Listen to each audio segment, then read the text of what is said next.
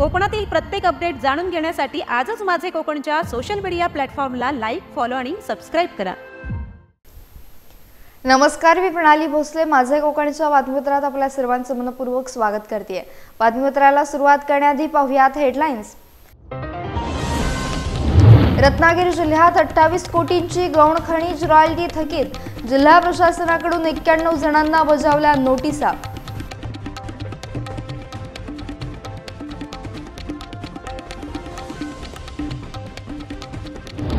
नवी मुंबईत कंत्राटी कामगारांचे काम बंद आंदोलन सुरू, समान कायदा समान वेतनसह इतर प्रमुख मागण्यांसाठी आंदोलन।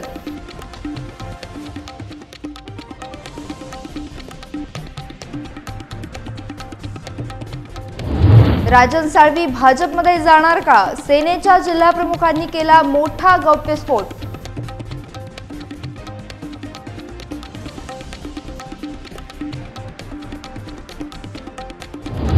आणि रायगडमध्ये शिवसेना शिंदे गटाला मोठा धक्का, प्रकाश देसाई यांचा भाजपमध्ये जाहीर प्रवेश।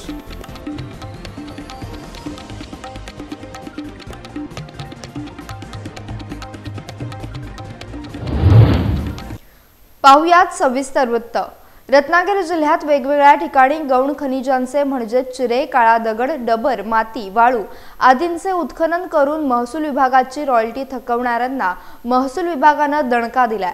जिल्ह्यातील 91 जणांनी जिल्हा प्रशासनाची 28,70,231 रुपये एवढी रॉयल्टी थकवली आहे।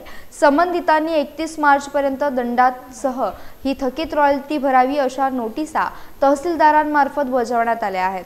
गौण खनिज उत्खननानंतरही गेली अनेक वर्षे 2 वर्षे ही थकबाकी आहे। महसूल मंत्र्यांनी महसूल विभागाला थकीत रॉयल्टी तात्काळ वसूल करण्याचे आदेश दिले आहेत। त्यानुसार जिल्हा प्रशासनाने थकबाकीदारांची यादी तयार केली आहे। गुहागर तालुका वगळता सर्व तालुक्यांमध्ये गौण खनिज उत्खननाची थकबाकी आहे। खनिकर्म विभागाकडून उत्खननाचा परवाना अनेकांनी मिळवलाय, काहींनी अतिरिक्त उत्खनन केले आहे, त्यांना तहसीलदारांनी दंड केलाय। या दंडाविरुद्ध प्रांतांकडे केलेले अपिलानंतरही दंड कायम राहिलेला अशी ही प्रकरणे आहेत। जिल्ह्यात अशा प्रकारे 91 जणांनी रॉयल्टी थकवल्याची यादी महसूल विभागाने तयार केली आहे। त्या तहसीलदारांनी त्याची माहिती घेऊन संबंधितांना नोटिसा बजावल्यात। मार्च 2025 पर्यंत दंडासहित ही रक्कम भरावी असे नोटीसमध्ये सांगण्यात आले। चिपळूण, खेड, दापोली, राजापूरमध्ये गौण खनिज उत्खननाचे सर्वात जास्त प्रकार आहेत, त्यामुळे या भागात सर्वाधिक रॉयल्टी थकीत आहे। उत्खनन करणाऱ्या जिल्ह्यातील 91 जणांकडून 28,04,70,231 रुपये रॉयल्टी थकीत आहे। त्यांना 31 मार्च पर्यंत रॉयल्टी भरण्याबाबत नोटिसा पाठवण्यात आल्याबाबतचा दुजोरा जिल्हा खनिकर्म विभागाने दिलाय।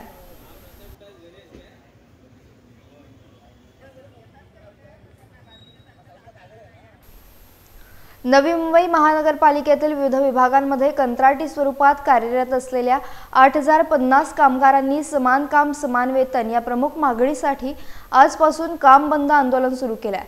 समाज समता कामगार संघाच्या नेतृत्वाखाली हे आंदोलन सुरू असून सोमवारपासूनच प्रशासनाला याबाबत इशारा देण्यात आला होता।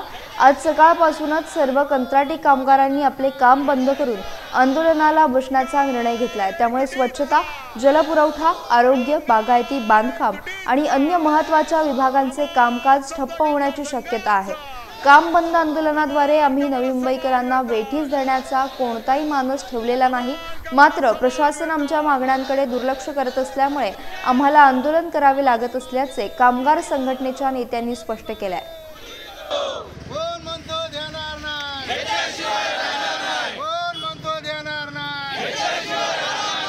समान काम समान वेतनची मागणी आहे। कामगारांना ज्या हिशोबाने पगार भेटतो त्या पगारामध्ये कामगारांचं काही होत नाहीये, तर आमची पण इच्छा आहे की पगार वाढ व्हावी, समान काम समान वेतन मिळावं। कामगारांच्या भल्यासाठीच आमचं सगळं काही चाललेलं आहे। त्यासाठी आम्ही सांगतो की जेवढं लवकरात लवकर होईल तेवढी चर्चा करून आमचं काम मार्गी लागावं। नाही मागण्या झालं तर हे आंदोलन सुरू राहील। नवी मुंबईतील खारघर परिसरात नुकत्याच घडलेल्या घटनेत किरकोळ वादातून झालेल्या मारहाणीत शिवकुमार शर्मा यांचा मृत्यू झालाय। रविवारी रात्री 8:30 वाजता उत्सव चौकाजवळ दुचाकीस्वारांमध्ये वाहन पुढे घालण्यावरून वाद झाला। या वादानंतर एका दुचाकीस्वाराने हेल्मेटने शिवकुमार यांच्या डोक्यावर वार केले। जखमी अवस्थेत शिवकुमार खारघर पोलीस ठाण्यात तक्रार नोंदवण्यासाठी गेले, परंतु तक्रार देत असतानाच ते बेशुद्ध पडले। पोलिसांनी त्यांना तातडीने रुग्णालयात दाखल केलं, मात्र डॉक्टरांनी त्यांना मृत घोषित केलं। या घटनेनंतर हिंदू संघटनांनी खारघर पोलीस ठाण्याबाहेर निदर्शने केली। आमदार प्रशांत ठाकूर यांच्या नेतृत्वाखालील या आंदोलनात आरोपींना लवकरात लवकर अटक करण्याची मागणी करण्यात आली आहे। खारघर पोलीस आरोपींचा शोध घेत आहेत। या प्रकरणी अद्याप कोणालाही अटक करण्यात आलेलं नाही।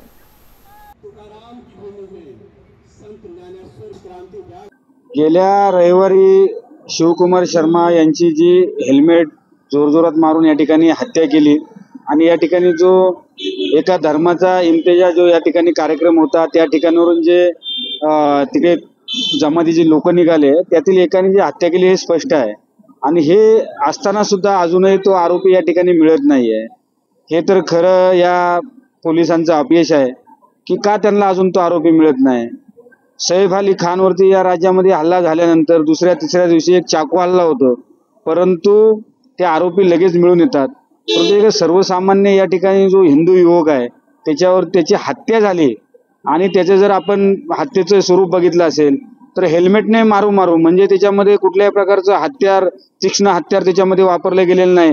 त्यामुळे आरोपींचा हा प्रयत्न आहे काय, जरी उद्या जरी पकडलो गेलो, ज्याप्रमाणे जितका लेट आरोपीला पकडण्याला होईल तितका तो सुटण्यासाठी पात्र आहे, अशी न्यायव्यवस्था आपली आहे।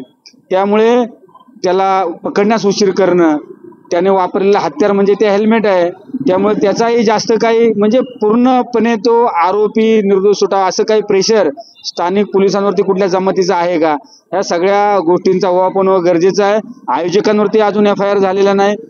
ट्रॅफिकचा कंट्रोल त्या सगळ्या जमातीने घेतला होता, त्यांच्यावर अजून FIR झालेला नाही। त्यामुळे या हिंदू समाजाला आज हे धरणं आंदोलन शांततेत देण्याची वेळ या ठिकाणी आलेली आहे। विधानसभेत पराभव झाल्यानंतर दुसऱ्या दिवशी साळवी यांनी भाजप प्रवेशाची चाचपणी सुरू केली, असा गौप्यस्फोट ठाकरेंच्या शिवसेनेचे जिल्हाध्यक्ष विलास चाळके यांनी केला। गेल्या काही महिन्यांपासून राजन साळवी यांच्या भाजप प्रवेशाची चर्चा आहे, मात्र राजन साळवींनी कोणत्या पक्षात जाणार याबाबत कोणतेही भाष्य केले नाही। दरम्यान राजन साळवी ठाकरेंची साथ सोडणार असल्याची चर्चा सुरू झाल्यानंतर पक्षातील स्थानिक नेत्यांनी राजन साळवींवर तोंडसुख घेण्यास सुरुवात केली आहे। त्यामुळे रत्नागिरीतील राजकीय वातावरण चांगलंच तापणार आहे। मुळात प्रश्न असा आहे, विधानसभा निवडणूक झाल्यानंतर त्यांनी त्या विधानसभेच्या पराभवाचं खापर आमच्यावर फोडण्याचा प्रयत्न केला। मातोश्रीवरती गेल्यानंतर मातोश्रीवर सुद्धा त्यांनी ते खापर आमच्यावरच फोडण्याचा प्रयत्न केला। पण मला वाटतं 23 तारखेचा निकाल लागल्यानंतर 25 तारखेला जेव्हा भारतीय जनता पक्षामध्ये ते जाण्याचा विचार करतायत, त्यावेळेला लोकसभेमध्ये ह्यांनी काय केलं असेल याचं उत्तर ह्या 25 तारखेच्या त्यांच्या भाजपच्या प्रवासात निश्चितपणे सापडतंय असं मला वाटतं। आमच्यावर जे आरोप केलेत ते आमच्यावरचे आरोप त्यांनी सिद्ध करावेत। किरण सामंत साहेबांचा आणि माझा व्यवसाय सेम आहे आणि म्हणून त्यांचे आमचे संबंध खूप जवळचे आहेत, पण म्हणून आम्ही त्यांना कुठल्याही प्रकारची राजकीय मदत करण्याचा मुद्दा प्रश्नच येत नाही। आणि मला वाटतं ज्या अर्थी राजन साळवी साहेब हे भारतीय जनता पक्षामध्ये जाण्याचा प्रयत्न करतायत पराभव झाल्यानंतर, शिंदे गटात जाण्याचा आता प्रयत्न करतायत, मला वाटतं त्यांना फक्त बाहेर पडण्यासाठी एक निमित्त पाहिजे होतं, पराभवाचं खापर कोणावर तरी फोडायला पाहिजे होतं। एवढ्यासाठीच ते खापर माझ्यावर आणि अन्य आमच्या नेत्यांवर फोडण्याचा प्रयत्न करतायत। आताचा पुढचा उद्या ते प्रवेश करतील की नाही करतील याच्यावरनं सगळ्या गोष्टी क्लिअर होतीलच। पण मला अजून सुद्धा विश्वास आहे की ह्या जरी अफवा किती उठत असल्या, काही उठत असल्या, तरी सुद्धा राजन साळवी साहेब हे उद्धव बाळासाहेब ठाकरे या पक्षातच राहतील, ते अन्य पक्षात प्रवेश करणार नाहीत असं मात्र आज पण माझ्या मनाला वाटते। प्रश्न असा आहे की गेल्या 2 महिन्यामध्ये ते ज्या पद्धतीनं भारतीय जनता पक्षामध्ये जाण्याचा प्रयत्न करतायत, भारतीय पक्षामध्ये ते गेले नाहीत का गेले नाहीत, की त्यांना घेतलं नाही की गेले नाहीत, त्यांच्यासोबत कार्यकर्ते गेले नाहीत, हा तर सगळा निश्चितपणे आपल्या सगळ्यांना विचार करायला लावणारा विषय आहेच. पण त्याच्यानंतर शिंदे गटामध्ये ते जेव्हा जाण्याचा, शिंदे शिवसेनेमध्ये ते जेव्हा जाण्याचा प्रयत्न करतायत, हा मात्र गोष्टीचा सगळ्यांना आपला विचार करायला लावणारा विषय आहे की ज्या लोकांना तुम्ही कालपर्यंत एक वेगळ्या पद्धतीनं बोलत होता, त्यांच्यावर अतिशय वाईट पद्धतीनं तुम्ही बोलत होता, तुम्ही एकनिष्ठ अगदी म्हणजे काही झालं तरी मी अगदी शेवटच्या क्षणापर्यंत मी शिवसेना सोडणार नाही, उद्धव साहेबांना सोडणार नाही, असं असताना फक्त आपण कोणत्या कारणासाठी पक्षांतर करत आहात, स्वतःच्या स्वार्थासाठी करत आहात की कशासाठी करत आहात, हा खरं तर मला वाटतं माझ्यासारख्या शिवसैनिकाला आणि या जिल्ह्यातल्या सगळ्या शिवसैनिकांना पडलेला प्रश्न आहे. रायगड जिल्ह्यातील भारतीय जनता पार्टीचे प्राबल्य दिवसेंदिवस वाढताना दिसत आहे. आगामी काळातील स्थानिक स्वराज्य संस्थांची भाजप मोर्चेबांधणी करताना पाहायला मिळतोय. अशातच शिवसेना शिंदे गटाचे रायगड जिल्हा संपर्क प्रमुख आणि शिवसेनेतील बडा नेता प्रकाश देसाई यांनी पालीत अनेक कार्यकर्त्यांच्या उपस्थितीत भाजपमध्ये पक्षप्रवेश केला. यावेळी परळी सरपंच साक्षी देसाई, उपसरपंच अलका देशमुख आणि सर्व सदस्य, घोटवडे सरपंच त्यांच्यासह सदस्य, नेनवली, राबगाव सह अन्य ग्रामपंचायतीमधील कार्यकर्ते आणि ग्रामस्थांनी भाजपमध्ये पक्षप्रवेश केला. माजी सभापती उज्ज्वला देसाई, माजी सभापती पिठू डुमना, माजी सभापती पुष्पा डुमना, माजी पंचायत समिती सभापती संजय परदेशी, सतीश देसाई, बापूराव देसाई आणि त्यांचे समर्थक तसेच विजयनगरमधील धर्मेंद्र आंदेकर तसेच साईनाथ मित्रमंडळाचे सर्व कार्यकर्ते यांनी देखील भाजपमध्ये प्रवेश केला. यावेळी राज्यसभा खासदार धैर्यशील पाटील, आमदार रवींद्र पाटील, आमदार प्रशांत ठाकूर, विधान परिषद आमदार विक्रांत पाटील, राजेश मापरा, गीता पालरेचे आदी उपस्थित होते.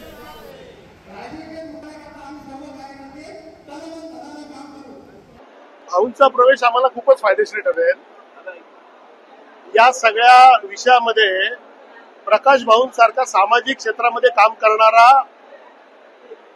आणि किमान आतापर्यंत 35 ते 40 वर्ष काम करणारा कार्यकर्ता भारतीय जनता पक्षामध्ये आज या ठिकाणी प्रवेश केलेला आहे. त्यांनी आतापर्यंत केलेलं सामाजिक काम, त्यांनी आतापर्यंत केलेलं राजकीय काम, याचा खूप मोठा फायदा भारतीय जनता पक्षाला या ठिकाणी झालेला आहे आणि होणार आहे. संपूर्ण देशामध्ये महायुती म्हणूनच या ठिकाणी सत्ता आहे, राज्यातही तशीच आहे आणि देशातही तशीच आहे. त्यामुळे इथे आपल्या मित्रांना सांभाळून घेऊन पुढे जाण्याची आमची भूमिका या ठिकाणी राहील. भारतीय जनता पक्ष संपूर्ण देशामधला नव्हे तर संपूर्ण जगामधला सर्वात मोठा पक्ष या ठिकाणी आहे. खऱ्या अर्थानं विकासाकडे घेऊन जाणारी, या संपूर्ण देशाला विकासाकडे घेऊन जाणारी एक प्रणाली, या माध्यमातून भारतीय जनता पार्टीच्या माध्यमातून काम करावं अशी माझी मानसिकता होती. त्याचबरोबर माझे सहकारी गीताताई पालरेच्या असतील, राजेश मपारा असेल, असे बरेचसे आहेत, म्हणजे श्रीकांत ठोंबरे असतील, अशी आलापेत अशी जुनी जाणती मंडळी. म्हणजे 11 वर्ष मी जवळजवळ सुधागड तालुका राष्ट्रवादी काँग्रेसचा अध्यक्ष म्हणून काम केलं. त्याच्यानंतर जवळजवळ 5 वर्ष मी जिल्हा प्रमुख म्हणून शिवसेनेचं काम केलं, शिवसेना एकत्र असताना. त्यानंतर 2.5 वर्ष मी संपर्क प्रमुख म्हणून काम केलं. परंतु दोलायमान स्थिती होती. खऱ्या अर्थानं लोकांचे प्रश्न सोडवण्यासाठी जी ताकद पाठीशी पाहिजे होती ती मला मिळत नाही असं थोडं जाणवत होतं. त्यामुळे मला असं वाटलं की आपण भारतीय जनता पार्टीच्या मूळ प्रवाहामध्ये सामील व्हावं. दादा जवळ होते, दादांशी माझी कहाणी मी त्यांना सांगितली, दादांनी मला ग्रीन सिग्नल दिला. परंतु एक सुसंस्कृत माणूस किंवा कल्चरल राजकारणी म्हणून आम्ही असं ठरवलं दोघांनी की विधानसभा आणि लोकसभेचा निवडणूक होऊन गेल्यानंतर आपण पक्षप्रवेश करू, युतीमध्ये कुठलाही मिठाचा काढा पडू नये यासाठी आम्ही ती काळजी घेतली. तुमच्या तोंडात साखर पडो असं मी तुम्हाला देवाला प्रार्थना करेन, कारण हे स्वप्न आमचं प्रत्येक पक्षाचंही असतं. हे आमच्या महायुतीतल्या सर्व पक्षांचं स्वप्न असेल, परंतु माझ्या पक्षाचा जर उद्या जिल्हा परिषद अध्यक्ष झाला तर निश्चितच मी देवाचे आभार मानेन. खेड तालुक्यातील मौजे जैतापूर गावचे सर्वसामान्य कुटुंबातील प्रचंड मेहनत, जिद्द आणि प्रामाणिक प्रयत्न करणारे सुपुत्र आणि याद्वारे यश मिळवत आपले कर्तव्य सिद्ध करणारे क्रीडा, शैक्षणिक, सामाजिक क्षेत्रातील मदत तत्पर व्यक्तिमत्व दिलीप दगडू सोंडकर यांची राष्ट्रीय इंडियन ऑइल कॉर्पोरेशन कर्मचारी संघटनेच्या महाराष्ट्र, गुजरात, मध्य प्रदेश, झारखंड आणि गोवा या 5 राज्यांच्या अध्यक्षपदी एकमतानं निवड झाल्याबद्दल त्यांचे सर्व स्तरातून अभिनंदन होत आहे.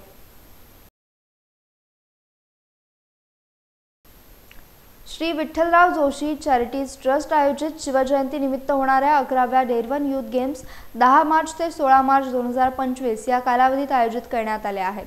डेरवन येथील क्रीडा संकुलात 18 खेळांच्या स्पर्धांसाठी जय्यत तयारी सुरू आहे। या स्पर्धेमध्ये athletics, gymnastic, badminton, table tennis, जलतरण, तीरंदाजी, नेमबाजी, बुद्धिबळ, कॅरम, देशी खेळांना प्रोत्साहन देण्यासाठी कबड्डी, खो-खो, लंगडी, मलखांब, योगा या वैयक्तिक खेळांसह फुटबॉल, व्हॉलीबॉल, बास्केटबॉल या खेळांचा समावेश आहे। त्याचबरोबर ऑलिम्पिकमध्ये समाविष्ट करण्यात आलेल्या वॉल क्लाइम्बिंग या साहसी खेळाचाही समावेश असणार आहे। भारतीय खेळ आणि ऑलिम्पिक खेळांचा संगम असणाऱ्या या स्पर्धेत राज्यभरातील 8000 पेक्षा अधिक खेळाडू सहभागी होणार आहेत। यंदाही विजेत्यांना पदके, चषक आणि रोख पारितोषिके देऊन गौरवण्यात येणार आहे। 1200 पदके, 115 करंडक स्पर्धेत खेळाडूंना बक्षीस रूपाने देण्यात येणार आहेत। अनेक राष्ट्रीय खेळाडूंनी या स्पर्धेत सहभाग घेण्याचं निश्चित केलंय। विविध क्रीडा प्रकारात राज्यातील खेळाडूंचा चित्तथरारक खेळ या स्पर्धेनिमित्त पाहण्याची पर्वणी प्रेक्षकांना मिळणार आहे। या स्पर्धेचे उद्घाटन 10 मार्च रोजी द्रोणाचार्य पुरस्कार प्राप्त ऑलिम्पियन स्वप्नील कुसाळे यांच्या प्रशिक्षिका दीपाली देशपांडे यांच्या प्रमुख उपस्थितीत पार पडणार आहे। या स्पर्धेत 8 वर्ष ते 18 वर्षाखालील खेळाडू सहभागी होणार आहेत। 8 मार्च पर्यंत नोंदणी सुरू राहणार असून ऑनलाईन नोंदणी सुरू झाली आहे।